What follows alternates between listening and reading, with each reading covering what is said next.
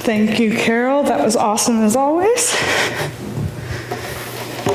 Well, this morning we're going to start off with kind of a fun video. I promise I have a point to this. It'll make no sense until after I explain it. Some of you might have seen this before if you watched the Tonys. It's an opening number to the Tony Awards a few years ago. It's a part of the musical, The Book of Mormon, I believe. So, that Apple TV turned itself off. Cool. Yeah, tech's fun, isn't it? If we just replaced the projector, we got an Apple TV up there, so. Oh, ads. Cool. There we go.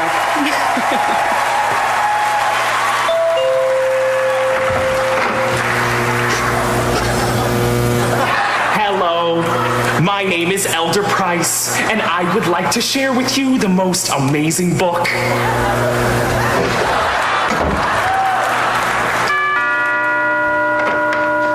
Hello, my name is Elder Grant. It's a book about America a long, long time ago. It has so many awesome parts. You simply won't believe how much this book can change your life. Hello, my name is Elder Green. I would like to share with you this book of Jesus Christ. Hello, my name is Elder Young. USA. You can read all about it now. Hello. In this nifty book, it's free. No, you don't have to pay. Hello. Hello.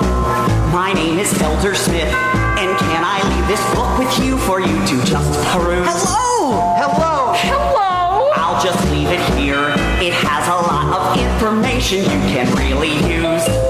Hello. Hi. My name is Jesus Christ. You have a lovely home. Hello. It's an amazing book. Don't you? Hold on. How? Hey, I'm Elder White. Are these your kids? This book gives you the secret to eternal life. Eternal life. Jesus Christ. Super fun. Hello. And if you let us in, we'll show you how it can be done. No, thank you. Sure. Well. That's fine. Goodbye. Have fun in hell. Hey, now. You simply won't believe how much this book will change his life. Change his life. Change his life. This book will change your life. Hello, would you like to change religions? I have a free book written by Jesus. No, Elder Cunningham, that's not how we do it. You're making things up again. Just stick to the approved dialogue. Elders, Hello. My name is Elder Cunningham. We would like to share with you this book of Jesus Christ. Hello. Just take this book. It's free for you. See, you simply won't believe how much this book will change your life. Will change this book. Change your life so you won't burn in hell. Hello. You're paradise and day. But if you read this book, you'll see that there's another way. Spend eternity with friends and family. We can only guarantee you that this book will change your life. This book will change your life. This book will change your life. This book will change your life. The Book of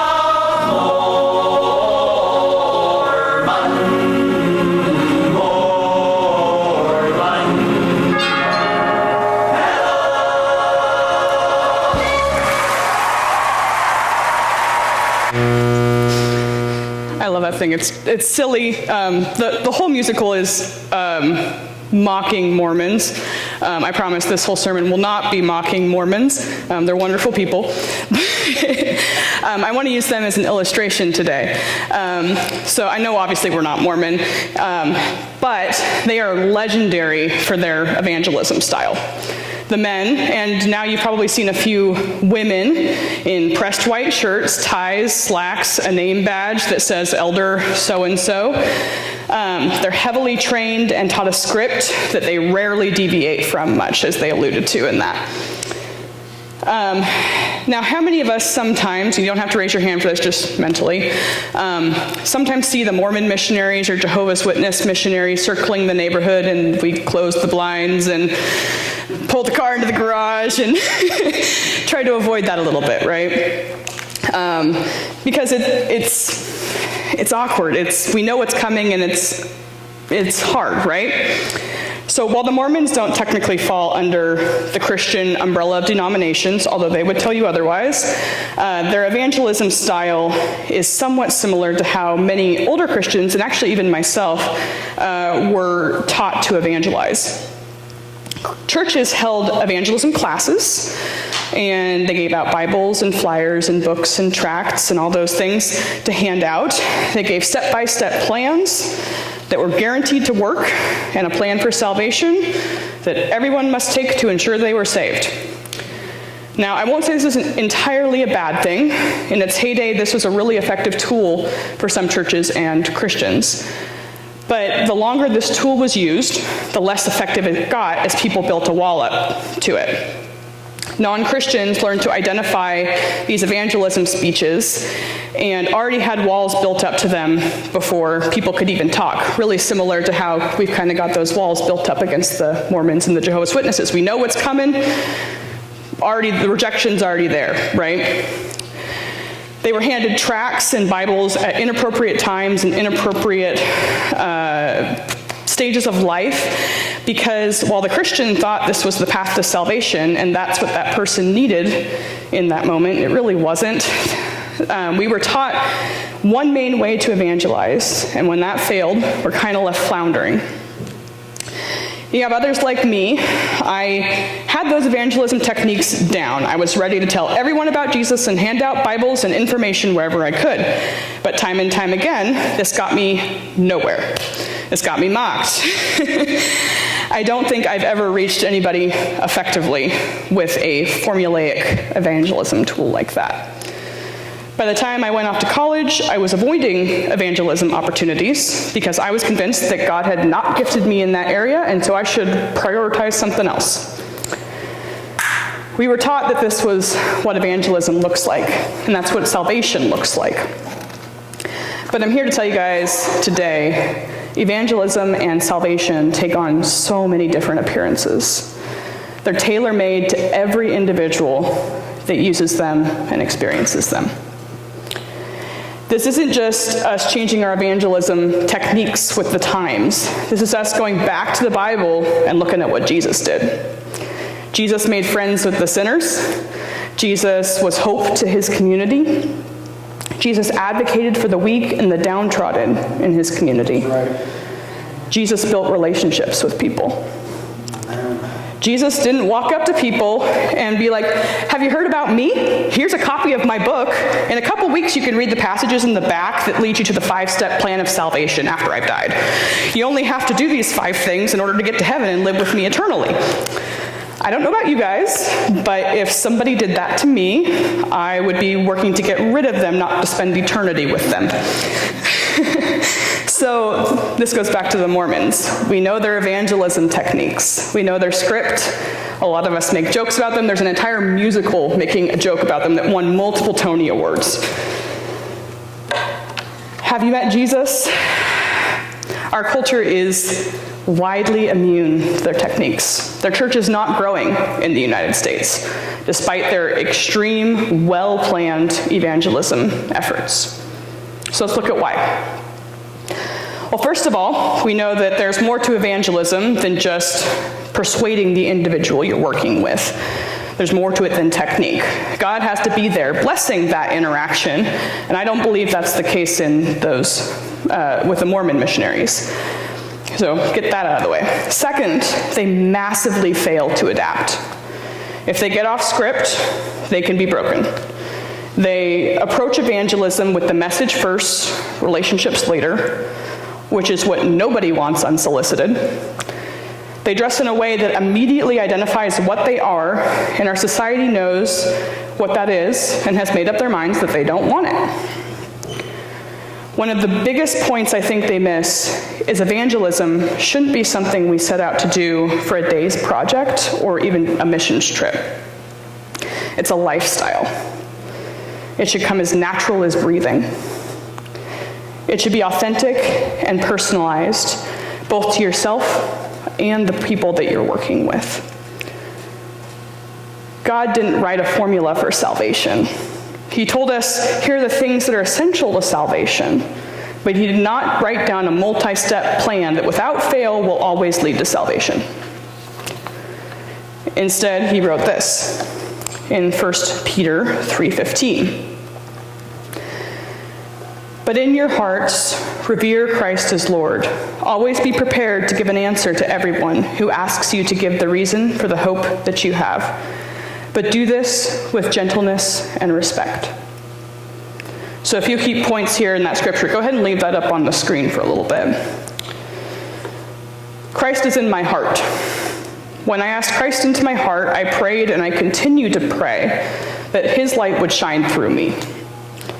His light is hope, love, joy, peace, mercy, patience, all the fruits of the Spirit over there. His light is contagious. His light draws people to us because we're different. In a world of pain, stress, sadness, war, lack of justice, we're different. We're supposed to be different.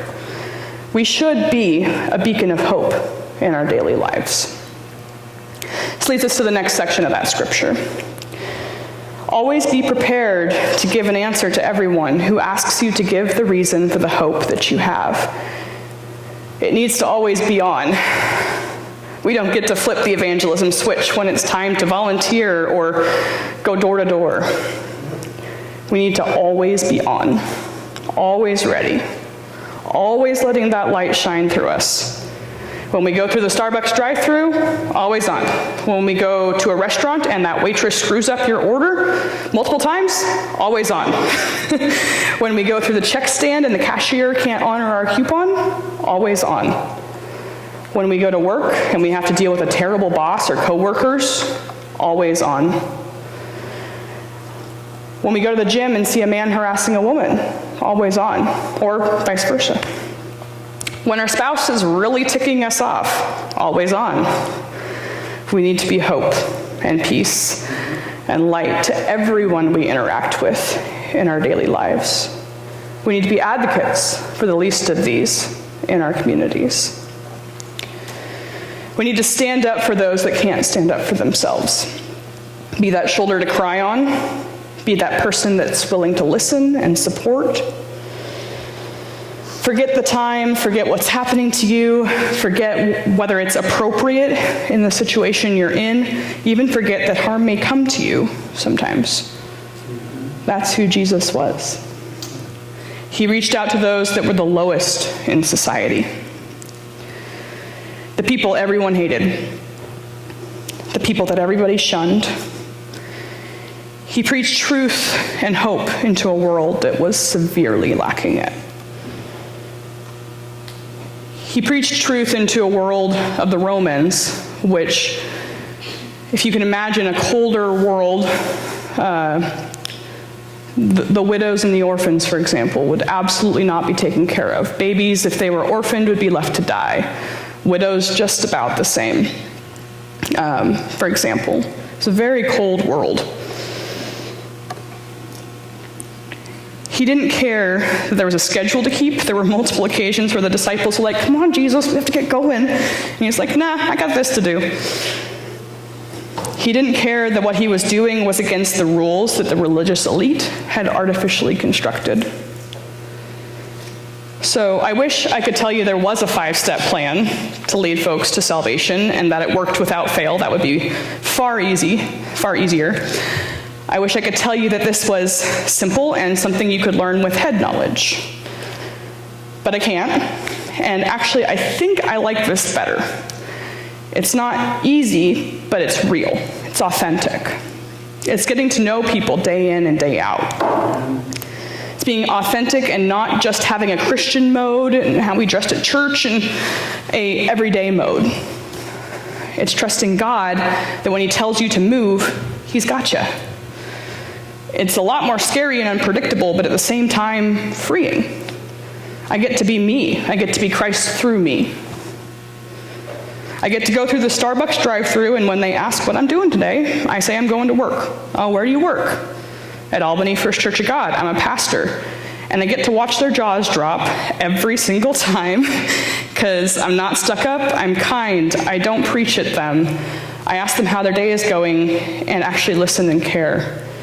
I think most of the jaw-dropping is probably also because I look like this.